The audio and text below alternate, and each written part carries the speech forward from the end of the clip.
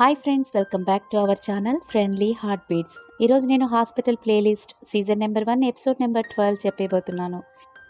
Episode స్టార్టింగ్లోనే doctor Jiang van వాళ్ళ మదర్కి కాల్ చేసి, అమ్మ ఎందుకంత తొందరపడుతున్నావు, ఆగు, నాతో డిన్నర్ చేసి వెళ్ళొచ్చు అని చెప్తున్నా కూడా ఆవిడ మాత్రం హడావిడిగా కార్ దగ్గరికి వెళ్ళి, నేను ఈరోజు రాత్రి నా ఫ్రెండ్తో డిన్నర్ చేయాలనుకుంటున్నాను, నేను నిన్ను తర్వాత మీట్ అవుతానని, నువ్వు వెళ్ళి వర్క్ చూసుకోపో అని చెప్పి అతనితో మాటలు కలపకుండా అక్కడి నుండి కారులో వెళ్ళిపోతారు.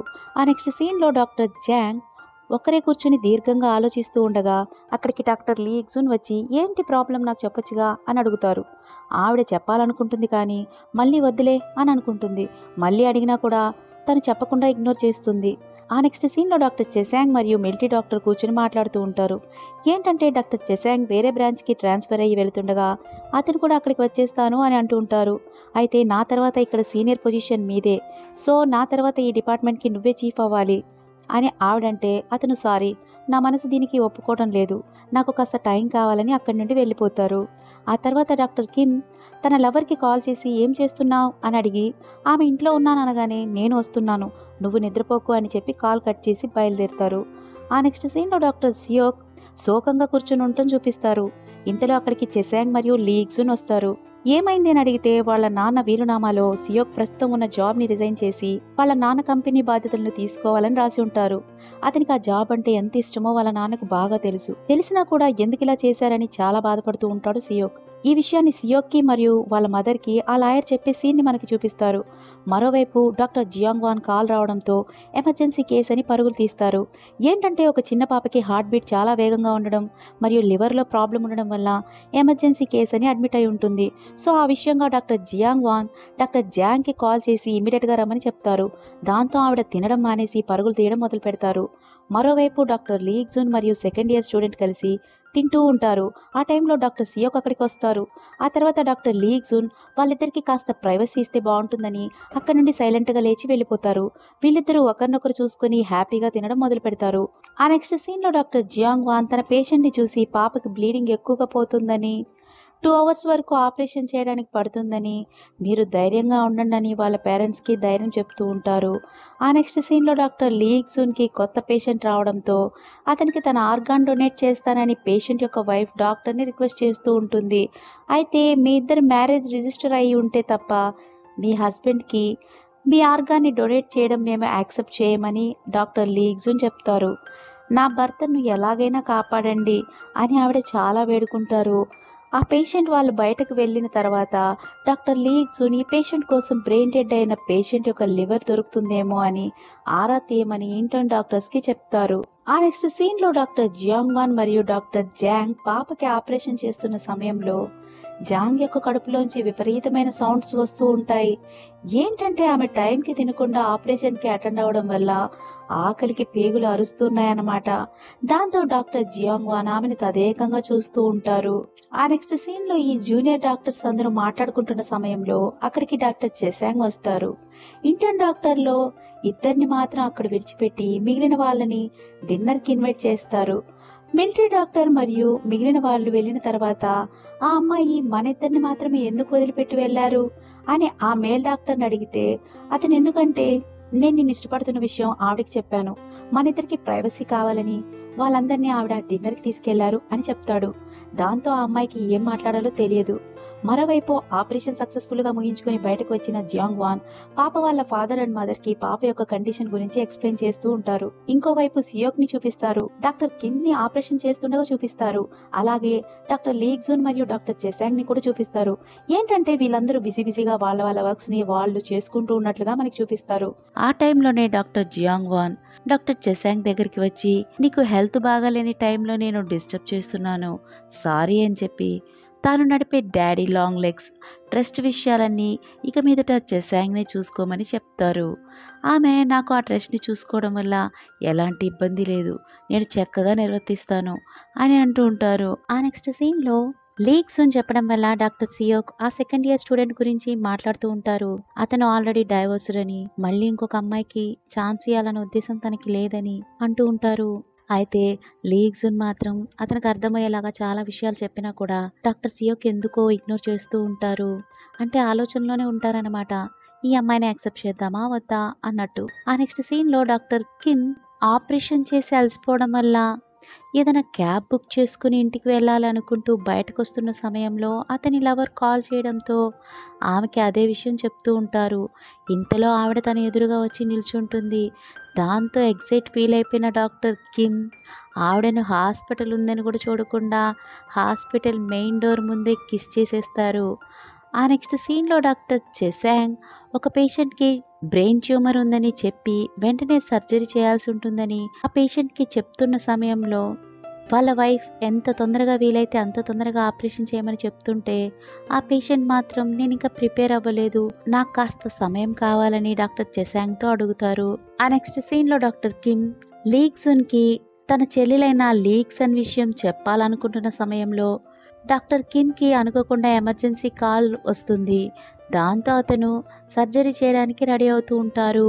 మరోవైపు చెసాంగ్ అండ్ మరియు మిలిటరీ డాక్టర్ పేషెంట్స్ని రౌండ్స్లో చూస్తున్న సమయంలో ఒక పేషెంట్ నాకు టుమారో సర్జరీ ఉందని చెప్పారు కానీ నాకు ఎవరు ప్రొసీజర్ ఏంటని ఎక్స్ప్లెయిన్ చేయటం లేదు అని అనడంతో మిలిటరీ డాక్టర్ వెంటనే అతని విషయంలో కలుగజేసుకుని ప్రొసీజర్ అంతా అతనికి డీటెయిల్గా చెప్పి ఇతడు డాక్టర్ మిన్స్ పేషెంట్, మిగిలిన విషయాలు ఆ డాక్టర్ చూసుకుంటారు అని చెసాంగ్తో అనడంతో పర్వాలేదు, ఇతను అందరి పేషెంట్స్ విషయాల్లో చాలా ఇన్వాల్వ్ అయి ఉన్నాడు అని డాక్టర్ చెసాంగ్ అనుకుంటారు. మరోవైపు డాక్టర్ కిమ్ తన పేషెంట్కి సర్జరీ చేస్తూనే ఉండడం చూపిస్తూ ఉంటారు. Doctor Jiang Won patient condition బాగుంది అని చెప్పడంతో వాళ్ళ ఫ్యామిలీ మెంబర్స్ అందరూ చాలా హ్యాపీగా ఫీల్ అవుతారు.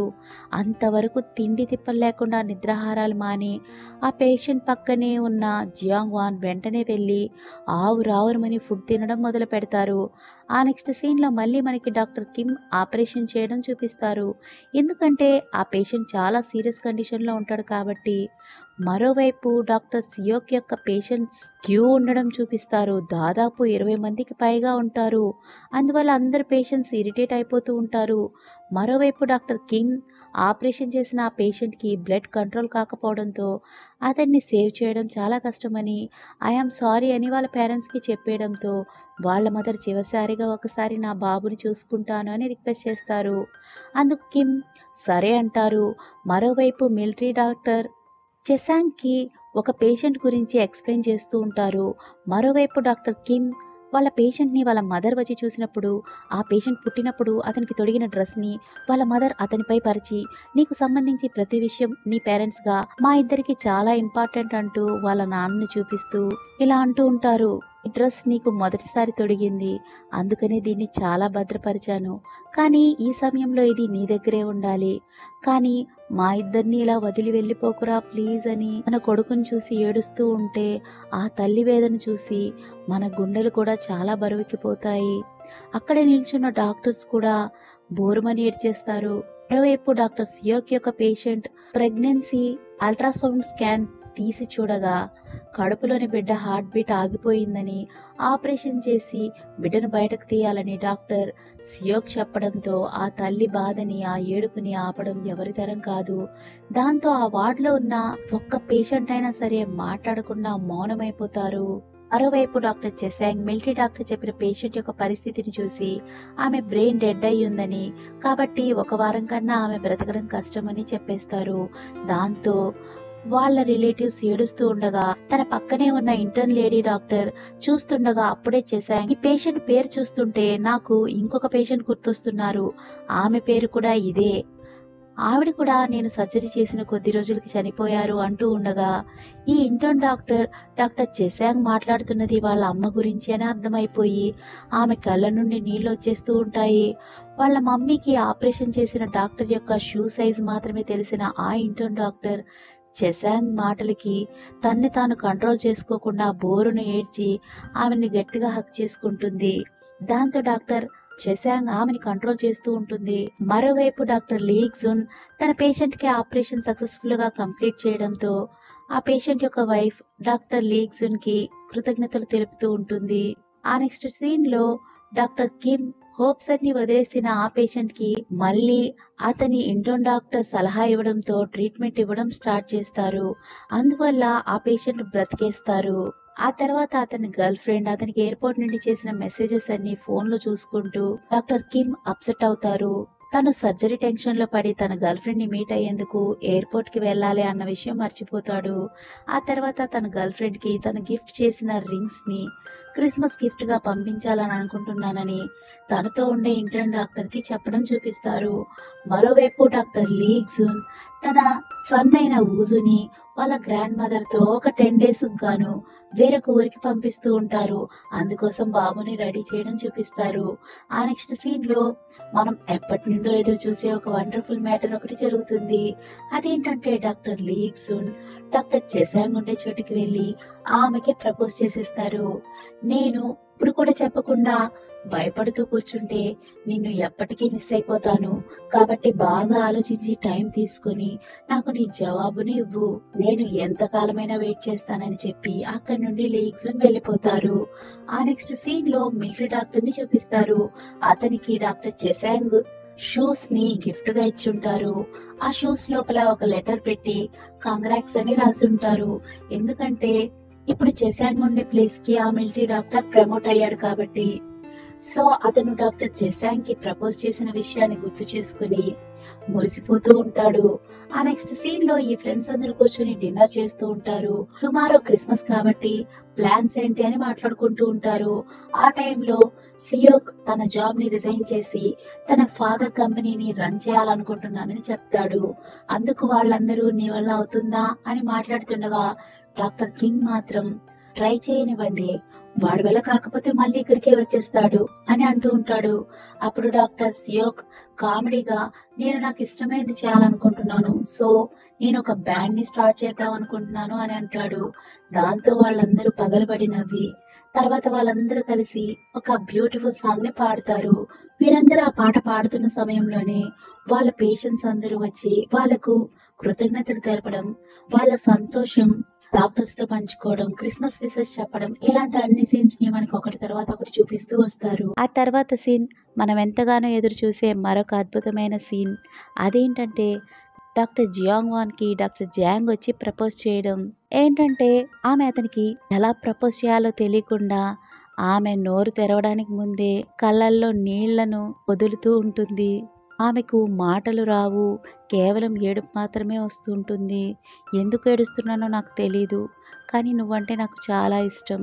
నీకోసం దేవుడు ఎదురు చూస్తూ ఉంటాడు, కానీ నువ్వు మాత్రం నన్ను వదిలి వెళ్ళిపోకు, నువ్వు నాతోనే ఎప్పుడు ఉండాలి అని బోరు నేడుస్తుంటే ఆవిడ మీద జాలి కలిగిన డాక్టర్ జియాంగ్ వాన్ ఆమె ప్రపోజల్ని యాక్సెప్ట్ చేసి నేరుగా వెళ్ళి ఆమెని హక్ చేసుకుని కిస్ చేసేస్తారు. ఆ టైంలో ఎప్పుడో డాక్టర్ లీ గ్జున్ డాక్టర్ జియాంగ్ వాన్ మీద నీకు ప్రేమ ఎప్పటి నుండి కలిగింది అని డాక్టర్ జాంగ్ని అడిగిన ప్రశ్నలు చూపిస్తారు.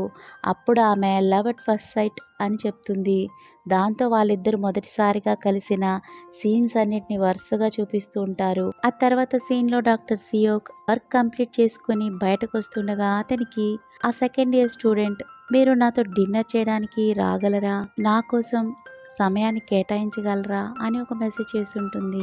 ఇవల్ల కాదు అంటే ఇక్కడ నా ఫ్రెండ్స్ ఉన్నారు, వాళ్ళతో నేను భోంచేస్తాను, లేదంటే మీరు నాకు టైం కేటాయించి నా కోసం ఇక్కడికి వస్తే బాగుంటుంది అని మెసేజ్ చేస్తుంది.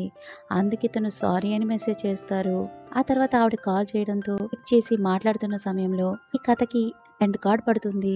అయితే సియోక్ ఆ అమ్మాయిని యాక్సెప్ట్ చేశారా లేదా అన్న విషయం మాత్రం మనకి నెక్స్ట్ సీజన్లో తెలుస్తుంది అనుకుంటాను. మొత్తానికి ఎపిసోడ్ లాస్ట్ వచ్చేసరికి ప్రతి ఒక్కరి జీవితాన్ని సుఖాంతం చేస్తూ డాక్టర్ కిమ్ని లీ గ్జున్తో, లీ గ్జున్ని డాక్టర్ చెసాంగ్తో, డాక్టర్ జియాంగ్ వాన్ని డాక్టర్ జాంగ్తో కలిపి క్రిస్మస్ బెల్ సాక్షిగా కథను సుఖాంతం చేస్తారు. చాలా చాలా అందంగా, అందమైన ఎమోషన్స్తో, భావోద్వేగాలతో ప్రేక్షకుల మనసులను పులకరించేలా చాలా అద్భుతంగా కథను ముగించారు కదా ఫ్రెండ్స్. మీకు కనుక ఈ ఎపిసోడ్ నచ్చినట్లయితే లైక్ చేయండి, షేర్ చేయండి, మీ అభిప్రాయాల్ని కామెంట్ రూపంలో తెలియజేయండి. దీంతో హాస్పిటల్ ప్లేలిస్ట్ సీజన్ 1 అన్ని ఎపిసోడ్స్ని కంప్లీట్ చేసుకున్నాం. మరో కొత్త కొరియన్ డ్రామాతో మీ ముందుకు వచ్చేస్తాను. నేను ఎలాంటి డ్రామాస్ ఎక్స్ప్లెయిన్ చేయాలి అని మీరు అనుకుంటున్నారో మీ సలహాలు, సూచనలు కామెంట్ రూపంలో నాకు తెలియజేయండి. Thanks for watching. Take care. Bye.